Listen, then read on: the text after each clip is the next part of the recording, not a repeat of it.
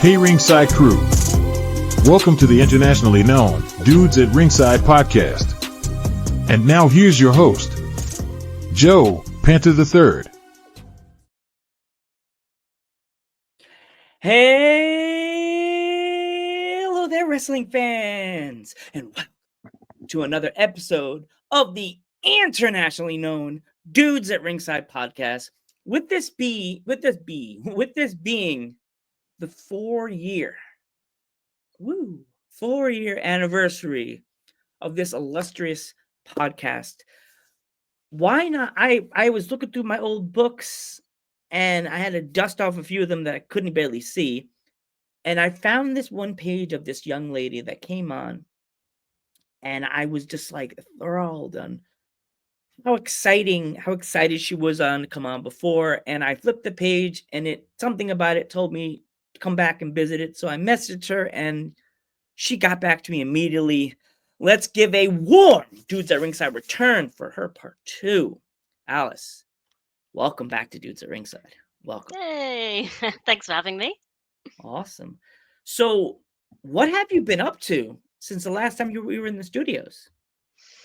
Wow, lots of training. I was off for a year, I believe, probably just over a year with an injury, unwrestling related, but which took me out of the ring for a good full year. So, my last year has just been concentrating on getting back into it really, and just sort of shaking off that ring rust. So, what was the hardest thing to get yourself back into being in the ring? What was the hardest part?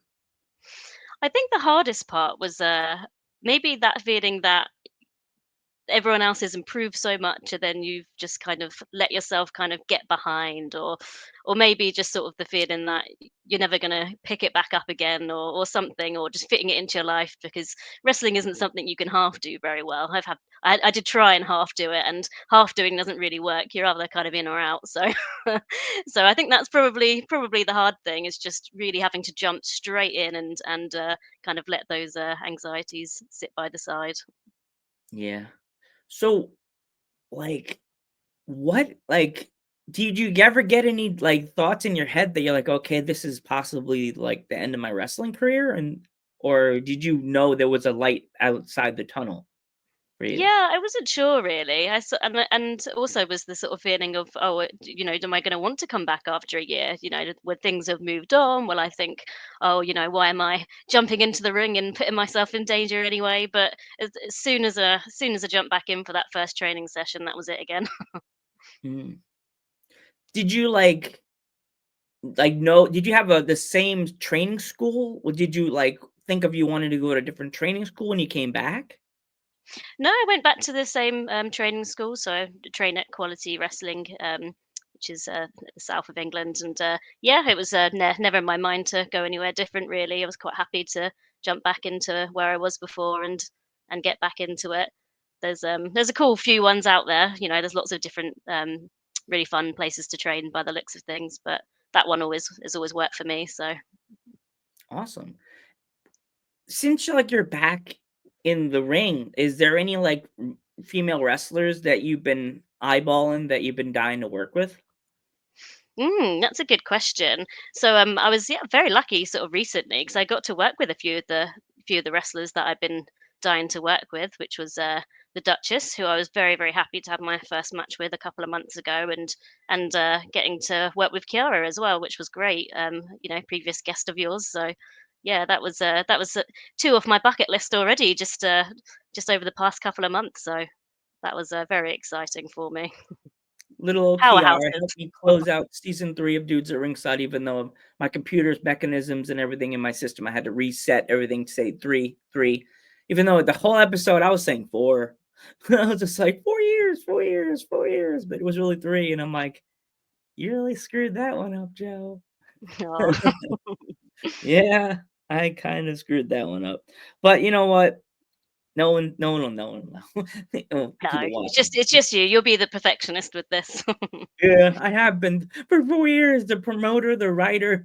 You know, at the end of Saturday Night Live, there's the credits that go down the screen that says producer. It's like producer Joe, Joe Panther, writer Joe Panther, everything Joe Panther. The guy drinking in the corner, crying after the episode, Joe Panther.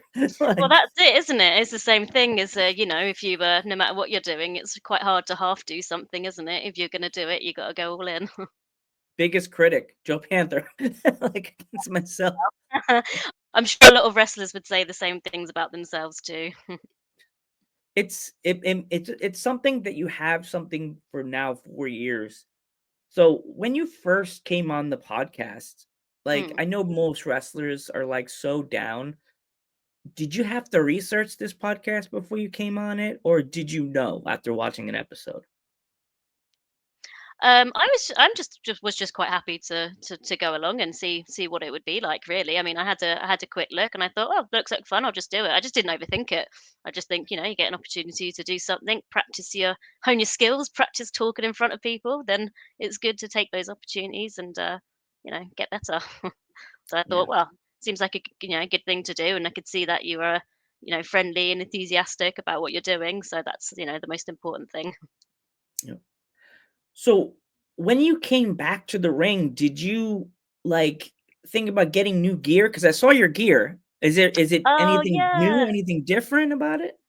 Yeah, so I love buying wrestling gear. It's just one of those things. God, I could buy a new one every week and be excited about it. But I made one actually. I made a blue one that I got to have it. So I'd finished making it, and then I got injured, and I never got to wear it. So it was sitting there for an over a year, and I was really excited to sort of put that one on because I'd been just sort of I'd had it hung up in my room, just sort of looking at me for ages before I got to put it on. But yeah, I enjoy making wrestling gear actually. It's tricky, but it's good. It's good fun. I wouldn't feel comfortable doing it for other people, I think, because it's so high pressure and it's such a, it's hard to get people's measurements right and things like that. But yeah, it was um, my. I really enjoy wrestling gear. I hope to make some more next year as well. Ooh, going into that, there It's you go. part of the theatrics, isn't it? You got me thinking about another question right there. Like, when it comes to making wrestling gear, do you have to, like, go to, like, a swim shop? You know, when you buy the swimsuits? Is it, like what goes into the process to of making, like, your gear? Like, where do you have to go to buy it? Yeah, Like yeah. yeah. I've do fabric shopping is the funnest bit of making wrestling gear because there's so much out there, and there's when you're going to buy something from someone, unless you're getting it custom made. Although people probably do get things custom made more often than not, but if you're not, then you're just going by what's off the rack and what colors are just available. But with that, you just as long as it's very stretchy, you're good. You get full waist stretch fabric, so it stretches in every single direction. So when you're fighting, you're not getting it sort of tightening up in any place. So then which is usually sort of lycra and spandex and things like that, similar stuff to swimwear, um, and just find the shiniest thing you can. Really, I have to stop myself from stockpiling it, just thinking about lots of fun things to make. But it's very hard on the sewing machine because it slips around. So as you're putting it through, it's like it keeps trying to move because it's so shiny and so stretchy. Yeah, like, it's because I by me in upstate New York, we have, like, in Port Jervis, they actually have I almost said ice cream. Damn, I want ice cream now. They have a, like, swim shop. Mm. Like a almost like a just a store for they have a factory in the back and everything, and they just make swimsuits, and I've asked some wrestlers, sometimes they resort to if they don't feel like asking the people if they know how to sew, they'll just go to the local like, swim shop and buy, like, trunks, like the bathing suit trunks, Yeah. and just find like, they'll ask their parent or whatever if they know how to sew, they do. They'll just give them the bathing suit and ask them to put the letters on the back, and but as you said, that could be difficult because it's, swim trunks, they're made for swimming, not wrestling, you know? Yeah, yeah, or they're probably quite close too. I guess you can buy stuff from dance workshops quite easily as well, because all of that stuff is the same thing. It's made for movement, and it's pretty hard wearing. So I'd always say that as a tip. If you can't afford to get somebody to, if you're starting out and you can't afford to get someone to custom make you something, have a look at some dance wear somewhere, because especially for really common female wrestling sort of shapes of bodysuits and things like that. They're really, it's the same pattern, same fabric. Really, it's just called something different. Yeah, it's crazy because I've seen so many different gears and outfits, and I see your trunk, your suit is like kind of like almost like a bathing suit style. Have you ever like the normal, like I always call it the varsity style, the varsity bathing Yeah. suit style. Do you ever thought of like having adding trunks to that sometimes so it's like you're not like you're wearing like a bathing suit, like a regular varsity style? Yeah, I mean, I was thinking of making a two-piece one, so that it's so I've got more of a choice. The I think the blue one that I made was probably a swimsuit pattern, which is why it looks like that. But the other two were from a dancewear site called I think it's Burnt Soul Clothing. I think they're still going. And they're really great. They've got some really lovely patterns, and they do really great leggings and stuff, which I can imagine in men's and women's sort of shapes and sizes, like depending on which you like to shop from. So yeah, it's yeah, again, dancewear is great, but yeah, I think if you can make stuff, you can make it in all sorts of different styles. So I'll probably branch out next year and see what I can do. It's just You could really always comfortable to wrestle in. you could always think about doing like a Christmas one for like the end of the season, like have like a candy cane striped one and stuff like that. I'm more of a Halloween gal than a Christmas one. Oh, I could see you doing one with pumpkins, like a pumpkin on the front of your suit and have like a cartoon version of yourself popping out of it, like haha with a witch hat on or something like that.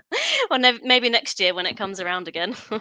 Oh my gosh, I could see the almost like a Beetlejuice style, but have it like a witch, so make it like purple, green, purple, green, and or like Halloween colors, like the background. Have it like Mm. orange and black and white stripes with a pumpkin on the stomach or on the back, and have your name across the back of the trunks like Yeah, that. I should add the name. I haven't done lettering yet. You can get vinyl printers where people print out the names. They're very expensive though.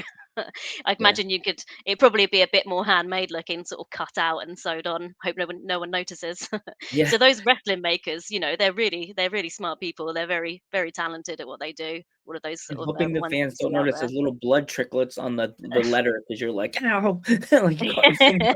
Yeah, exactly. Never underestimate the work that goes into these things. Anybody that has a sort of creative outlet, Yeah, chances are they're spending a lot of time on it. my mom sews and she's sewn me like pants as a kid. She's sewn me this and that. I had to fix a jacket for me or whatever I had. And it's just like, oh my god, her fingers hurt sometimes when she made me a few scrubs for my job I have. And like No. people are like, yeah.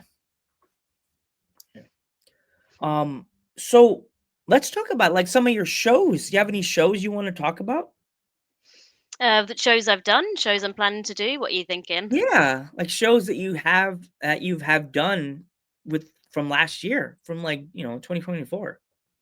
Yeah, so yeah, the last two that I did were really fun. I got to work with Venom Wrestling in our area, which was great. And I had a match against the Duchess, who is a wrestler who also trains at the same academy as me. Um, she's really great, and she's coming along leaps and bounds. I mean, she was a fierce talent in the ring.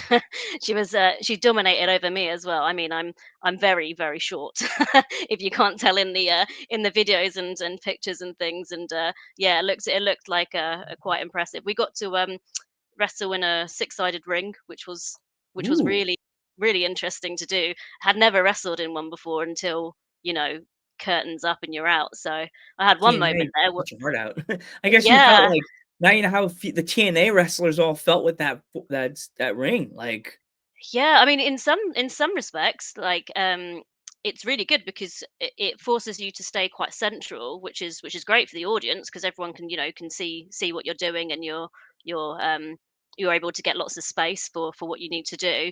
But in other respects, there was one moment where I thought, right, I'm going to go for an arm drag off the ropes, and like got her in got in a lock and then looked around and thought, "What corner am I going to? There's extra corners. I can't see where I'm going."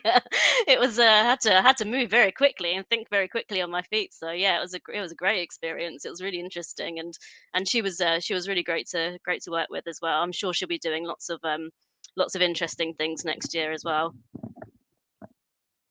Yeah, like it's just I don't know, it's just insane to like think and like what are like some of your plans for 2025? Like what kind of shows or like anything you want to like with it being the new year? Like what are some of your New Year's resolutions you have for within the wrestling world?